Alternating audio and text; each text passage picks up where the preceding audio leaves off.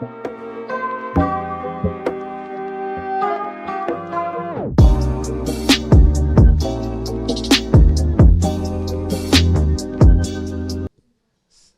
right, we're coming now to the panel discussion. So I would like to introduce our panelists. Obviously the panel is about plain language. So now we're right in the hot topic already. So if there are more questions that you couldn't have, that we couldn't answer before because we were running out of time, please write them down, and then obviously we will also have a Q&A session at the end of the panel discussion. Yeah, let me introduce, well, Julia you've already met, she's our plain language expert. Then we have Laura Fernandez, she's the CEO of Supertext Corporate, which includes Supertext Germany and Switzerland. Laura has been with Supertext for almost 8 years now, and she's been in the industry for more than 15 years. She's a translator in her heart, but it seems like she's took a little different way, now more into management. Then we have Tristan, Tristan Sechrest. He is one of our in-house language specialists for English. He has been working for Supertext for about 2 years now. And during his time, he's been responsible for several plain language editing and translation projects, mostly in the medtech and insurance fields. And obviously also he's also responsible for translation projects, obviously. He's gained some insight into how a text can successfully achieve clarity and understanding, so that's why he's here. And then we have Bastian Haab. He's a project manager at Supertext Switzerland. Thank you for coming to Berlin. He's been working as a project manager for Supertext for almost 4 years now. He oversees hundreds of projects every month, be it translation, proofreading, or obviously also plain language. He's responsible for the preparation of these projects, communication with the customers, and also finding the perfect freelancers for every tasks. And now we need another microphone, I think.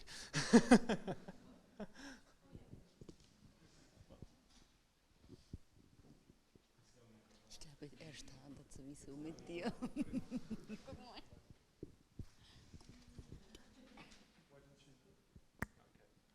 Yeah, test, all good. All right, so let's get started.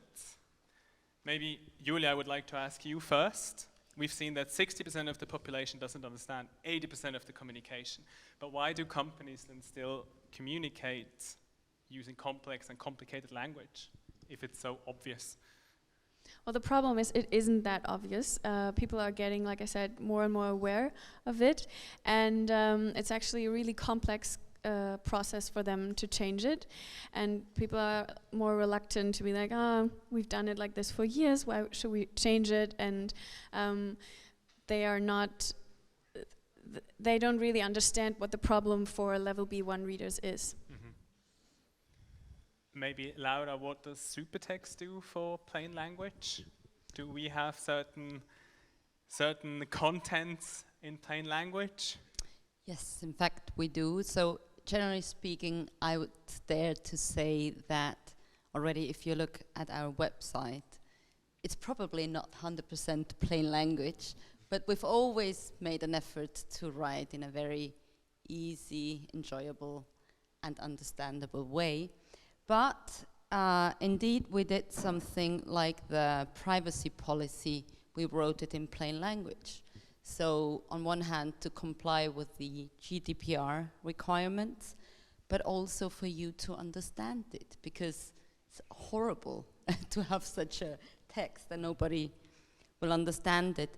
And we are actually also considering writing the terms and conditions in plain language.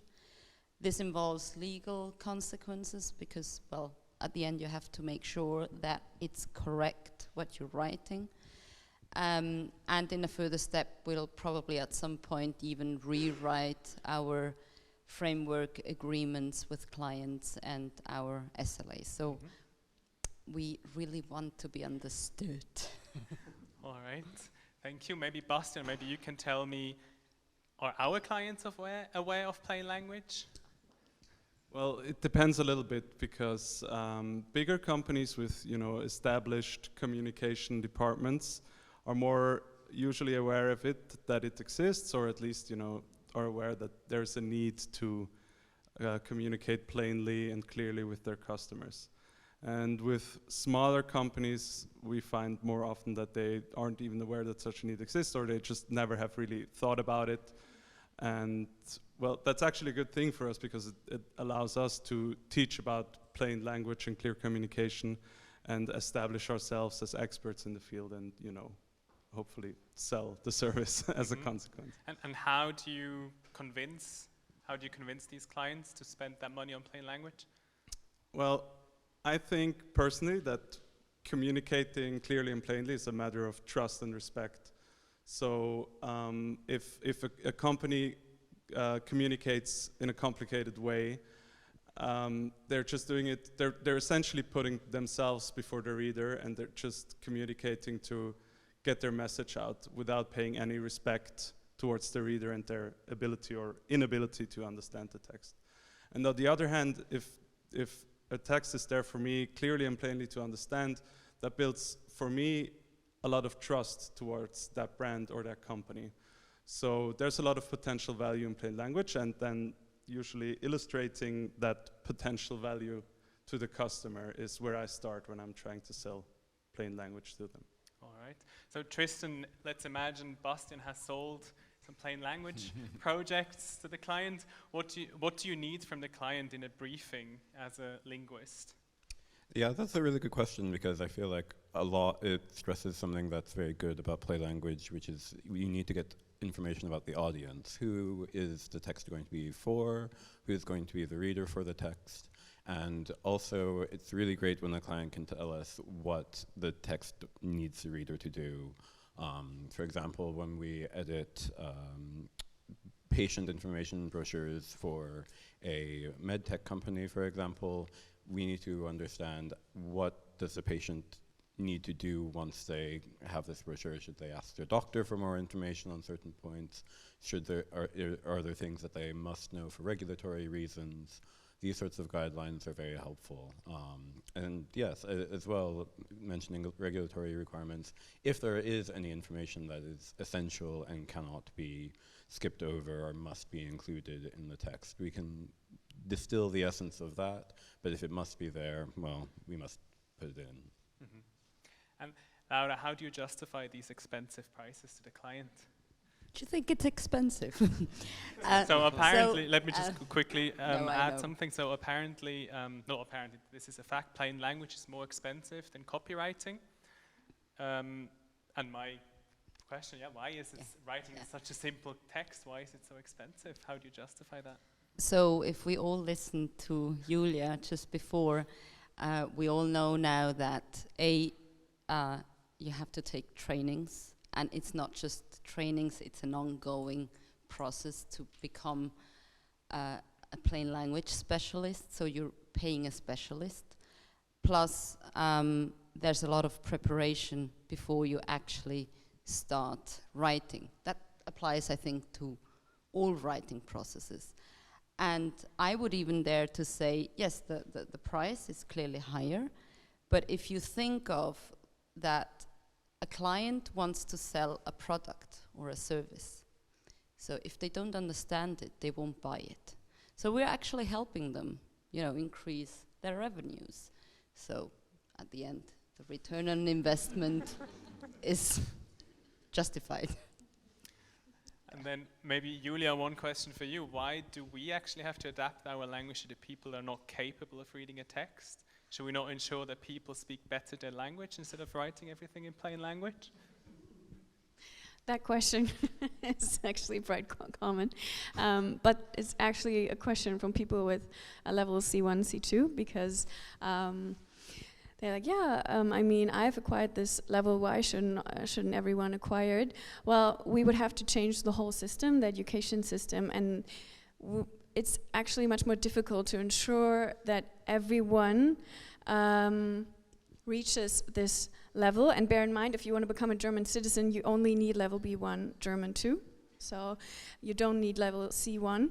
And also, even I would say I'm a level C1 German speaker, but I don't understand medical text written on a level C1 or C2, and I don't understand law text at this level. So you can't be a C1 expert in every area, so you need to change it so that you don't need to be an expert and know all the technical terms for every area in your life. Mm-hmm. And I have a follow-up question also for you. I calculated a little bit. You mentioned that 40% of educated people, they still wish they would prefer C1 text, and less educated people, there are like 20% they prefer C1 text. That's still quite a big number of people. Is there not a risk that then the text becomes kind of too plain, too simplified, and these people feel patronized, and maybe even certain companies, they kind of lose their tone of voice, or the way they speak to their audience kind of lose their brand? Well, people always think that, oh, if I now start using plain language, everybody's going to think I don't know what I'm talking about. But it's actually always a personal problem. And you can see when you do the trainings that the people are going through a personal kind of process too, because their language is like a status symbol for them. They are like, oh, I can say that at C1, C2 level. I know all these technical terms, and it's more in our heads that we think, oh, what might other people think? But actually, everyone is grateful for easy text because it's much easier to understand and it doesn't take that much time for you in your day-to-day life. Mm-hmm. And Tristan, maybe a question for you: shouldn't every translator and every copywriter be a plain language expert? No, not at all. I mean, generally, more text should be drafted in a plain language manner already, but there is a time and a place for jargon and more specialist language. This is why, again, talking about the audience, it's often much easier if you have, say, I don't know, a brief going between two legal professionals to use legal jargon there, because that's going to save them time. But if it's a letter from a tax office to a resident, that's a much broader audience. You aren't sure then, is this person's language level going to be necessarily at my own? Are they going to be as familiar with these topics as I am? Then that's where plain language needs to come in. And as well for linguists, this is something where having a specialization is important, but we don't expect that every single text is going to be plain language. Mm-hmm. And maybe, Bastian, for you, I think we also heard this question before, how do freelancers become plain language experts for Supertext? Well, they need to complete an online course. As far as I know, that takes roughly 12 hours to complete, and then complete the test or pass the test at Supertext. And yeah, if anyone here is interested in becoming a plain language writer for us, I invite them to contact our lovely vendor management department, and they'll help you how to get started writing plain language for us. Then, Julia, you said it takes a very long time, so what about once you've done this training? Are you then a plain language expert after these 12 hours? Well, it's difficult to answer that. Normally, yes, if you take it really seriously, if you really take the time to go to do the online training, because it's a very good and comprehensive online training with a lot of exercises, and if you really internalize them, then you're good to go. But if you're just like, oh, okay, use active sentences, oh, fine, and write shorter sentences, oh, fine, but you really need to put it to the test, and you need to practice. It's like learning a new language, and that's often what people don't understand. It's practice. And then, Tristan, how do you evaluate these freelancers? Like, if now someone joins the freelancer pool as a translator, and then they're interested in becoming a plain language expert, they do these trainings, how do you evaluate the quality? Well, there's already, as Julia mentioned earlier, like these 21 rules from the Plain Language Europe Association, but we also can follow some like general advisories about how findable is the information in the text? How clearly presented is it? Are they using sentences that are shorter in an active voice? Those are very apparent often when reading through a text.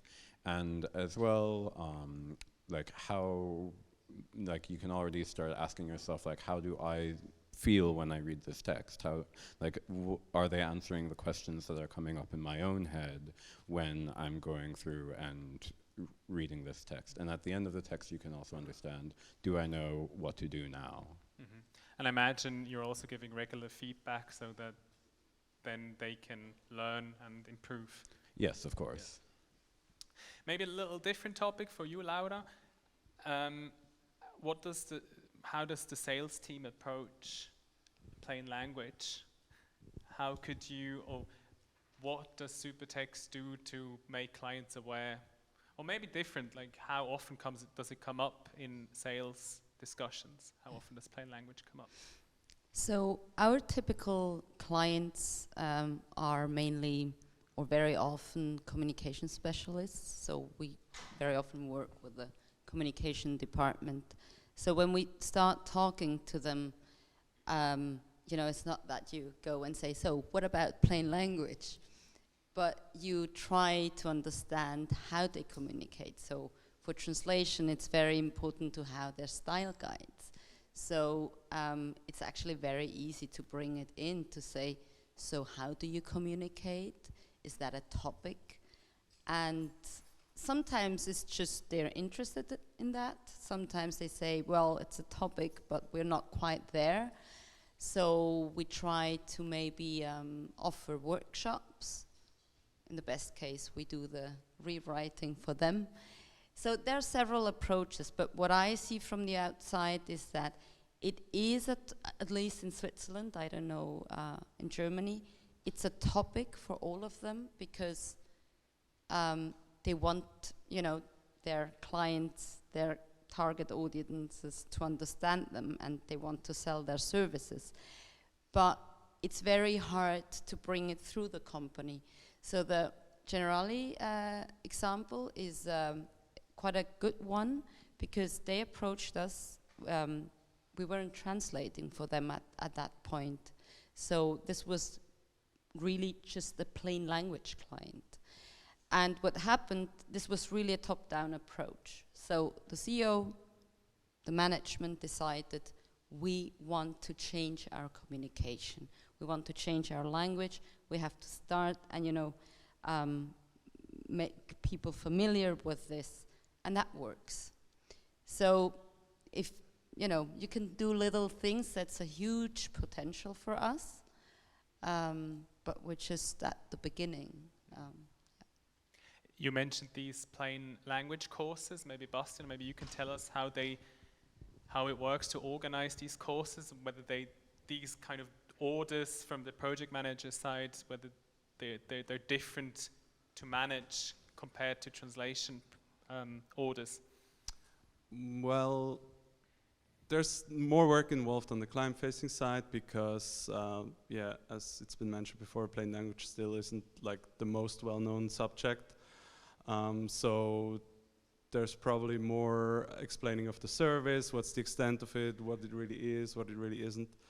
But process-wise, I mean, our Supertext system is designed to like streamline and standardize all types of orders. So for me, in my day-to-day, it's usually not that different. I do get less plain language orders than, let's say, translation, for example. So I don't know the freelancer pool as well. So I usually spend some more time combing through our pool and like really trying to find the perfect person for the job. And what I also usually do is I give the people I choose the text to look at beforehand, just to make sure they can handle it and they know what they're going to talk about in more simpler terms. Maybe Julia, because you're giving plain language courses through Supertext, how is it from your perspective once the project manager sends you the order? How does it work? Well, I actually work together quite closely with Supertext. We prepare the presentations together, and there's kind of a script you can use, and I get the whole timeline and the whole project is given by Supertext, and but I can also give my opinion and say what I think is best, and you ask me what do you think, what do we need to bear in mind, and once I get to know the client and also the participants, because the participants also determine how the training is going to be, we can adjust and we can always talk about it. It's always a process, and you kind of define it before you start, but you also have to modify it as you go along. But Supertext is always side by side. And I have one more topic to touch upon, inclusive language. Maybe Tristan and Julia, maybe both you can answer. Maybe we start with Tristan. How do we use gender-inclusive language by using plain language? Is there not a conflict of interest, especially in certain languages? I mean, I'm going to have to say no again. But I think actually in English at least, like these are actually steps in the same direction. Inclusive language and gender inclusive language in English is one that is also trying to be very specific about who it's addressing. For example, like getting to know who it is that you are specifically addressing at the beginning of a letter rather than just saying dear sirs or madame. That in plain language you also are trying to get information about who are you talking to, what do you need them to do, and that is a similar thing. For language like German, however, there might be some might say that there could be tension between trying to be as broadly inclusive as possible while also making a text easier to read. Quite often this is usually inclusiveness involves adding more features to a language or using more obscure features of a language's grammar to include more people. And that could make a text language level a little bit higher. Julia, how is it in German?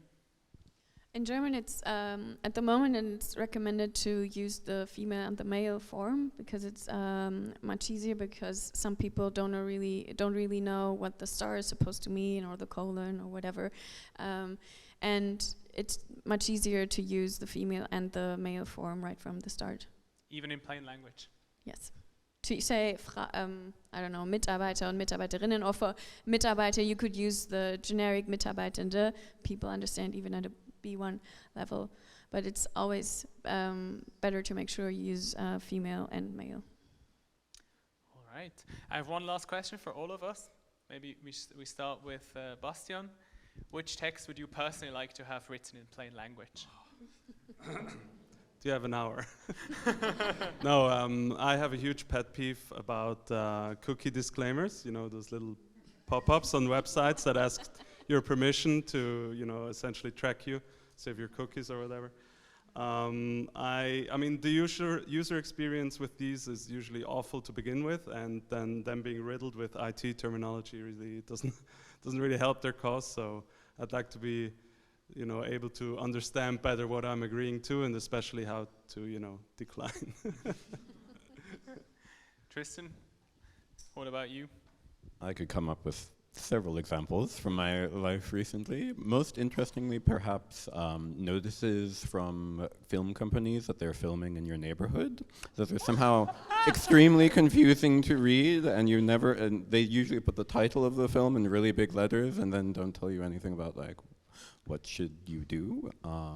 But I think, honestly, the one that I've encountered most across my life that should be plain language, because maybe it would be reduced to one sentence, are end-user license agreements, those long pages and pages of legalese that they usually just tell you to accept it at the very beginning, and everyone does, because they probably could be one sentence if they were written in plain language.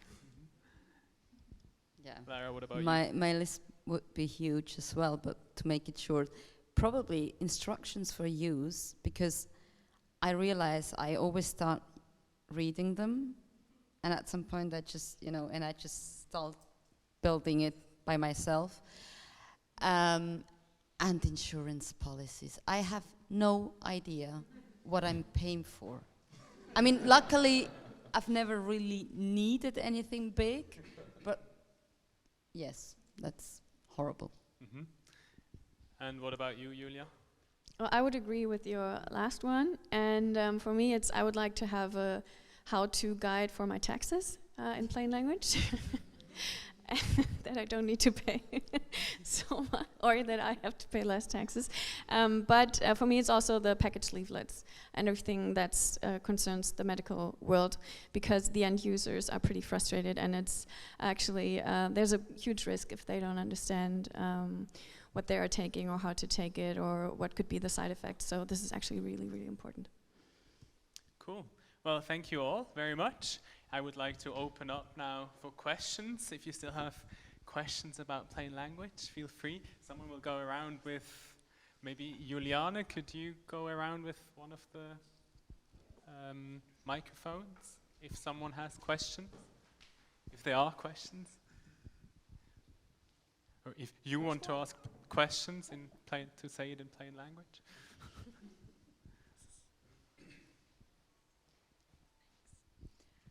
So this was touched upon really briefly, but then didn't get much attention.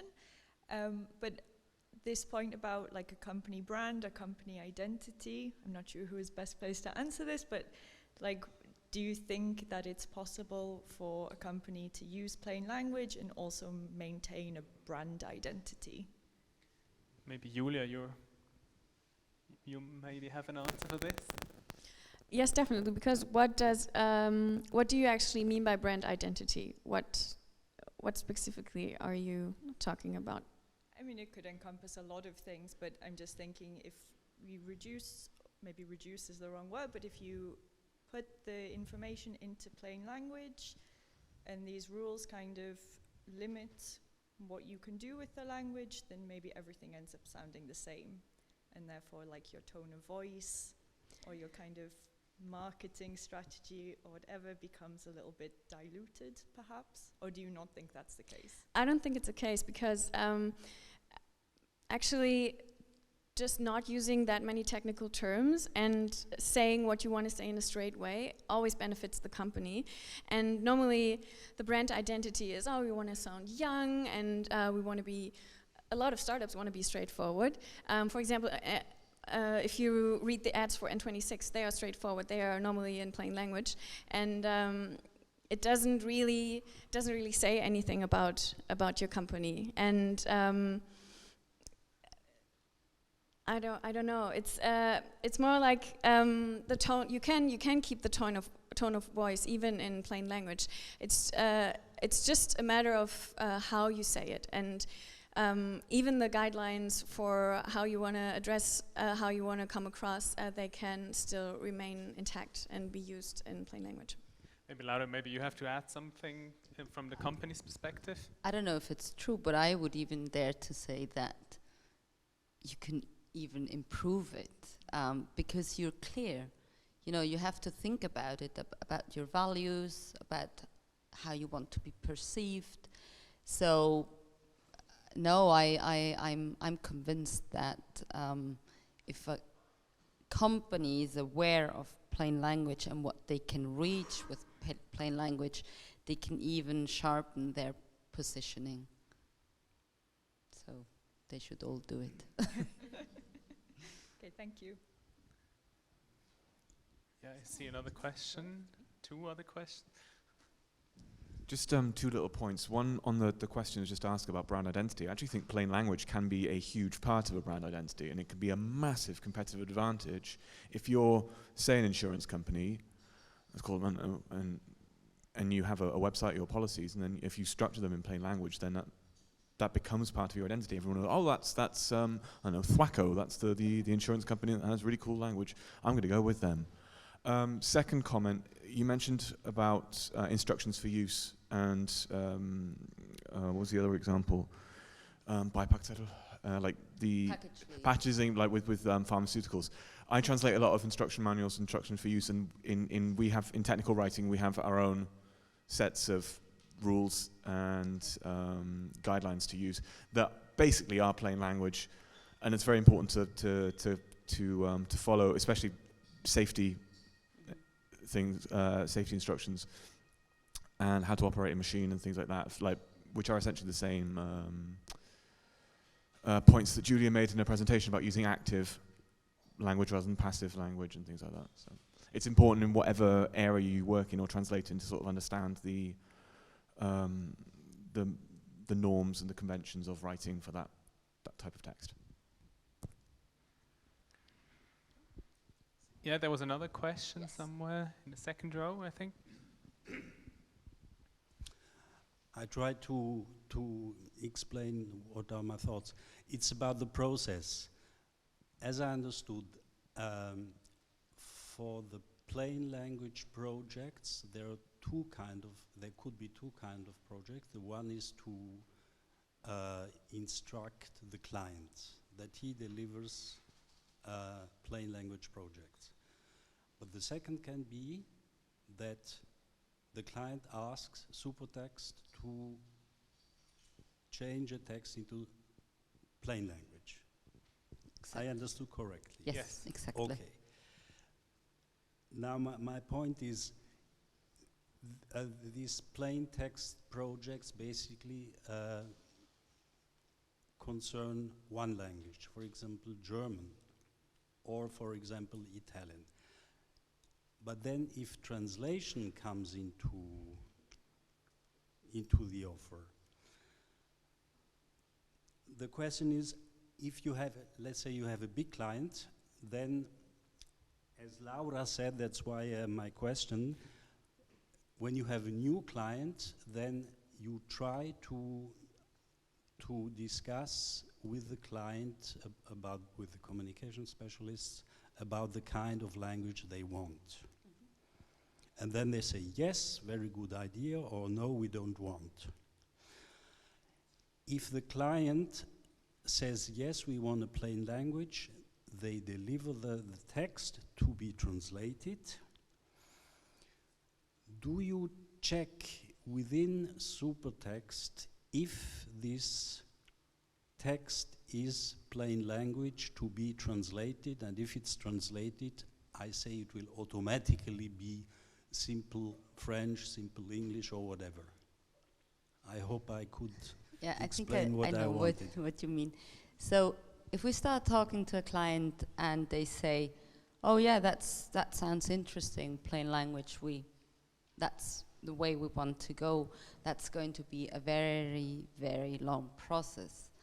Then what we'll try is, on one hand, it will make sense to offer trainings because they need to learn on how to write in plain language.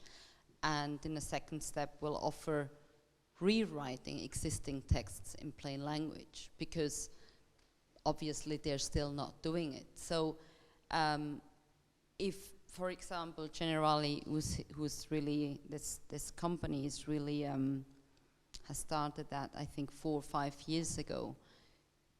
There we can already assume, or we know it also from their style guides, that they write in plain language, no matter if they write in German, if it comes from the headquarters in Italy. So it's really, it's not just please translate it into plain language, it's the source. So the source has to, and if they decide to do that, then it's a management decision, because just because a lady or a guy in the communication department says, oh, that's an interesting topic, we'll do that, that's not going to happen in the company. It's always, I think plain language is always, well, it sounds funny, a high-level topic. It is because it's an investment. You will have to, yes, at the beginning, spend money, invest time to train people, and to then actually move it forward. So I expect in the future that there will be more companies touching that topic and going to that direction. There was this pharmaceutical company that Julia mentioned, then Generali, but there are many more out there. And this will have an impact on the translation, because as soon as the text is written in plain language, you will not make up a difficult structure in Italian or in French. Why would you? Because if it's easy, then you don't have to translate it into complicated. Yeah. So I try to be very short, but it's all about the source. Yeah. And what I was thinking about, if the client usually, well, if he committed to plain language, he sends or he asked for translation. Then I'm thinking if the project manager or who else internally checks the text if he is in plain language, and if not, if there is a feedback, because this would be an additional business. Yes, I mean, okay, if they commit to plain language, then we know it, and I think we would very easily realize that a text is not in plain language. So then we'd obviously say, okay, so you said you want to write in plain language, maybe we should rewrite this text. But as I said, it's not something that happens from one day to the other. It's from the day they decide to do it, it's going to be a very long journey. Any other questions? We have a few more minutes, yeah? Just a really quick one. I'm just wondering whether plain language in, given what we've talked about here today, is this something you see as relating to written text only? Or, for example, if you're giving training to companies and you're trying to make them aware or more aware of plain language, would you try and give the workshop or the presentation using plain language orally? Maybe Julia, you can. Yes, this is why I did my presentation in plain language today too, because you need to practice what you preach, which you wouldn't say in plain language, because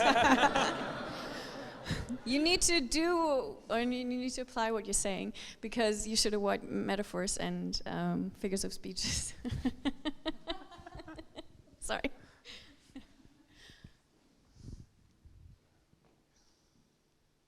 Any other questions? Yeah? Yeah, again, very hands-on. You mentioned, Bastian, the roughly 12-hour training. Does it mean that Supertext maybe offer the training for freelancers, or does it mean that you have possibly partners that can help us with that if we're interested in working in that field? I think I'll have to pass on the microphone again, but as far as I'm aware, we work together with a partner who provides these courses, and Supertext will help you gain access to these courses. Yeah. Okay, so basically I send an email to vendor management, and then they can... Exactly. Okay, Yes. I understood the assignment. Yes. Thank you.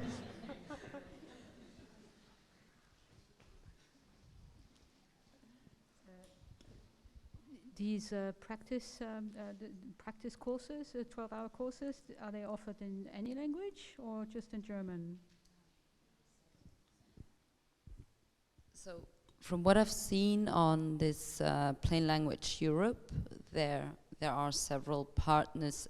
I'm reading in the background 6 partners, so that's great having people in the background telling me what to say. So yeah, no, there are, so you mentioned the Bureau Tal that I know as well, but there are several partners for several languages, so yeah.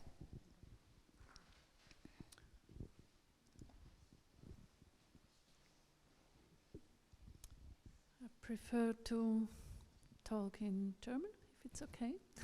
I mean, we have an interpreter here. So.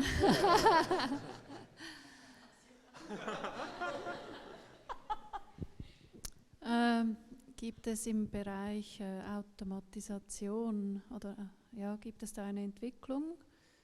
So ähnlich der maschinellen Übersetzung oder so, gibt es da so Optionen auch in Softwares, wie man also so aufgrund dieser 21 Regeln dann auch den Text schneller analysieren kann zum Beispiel?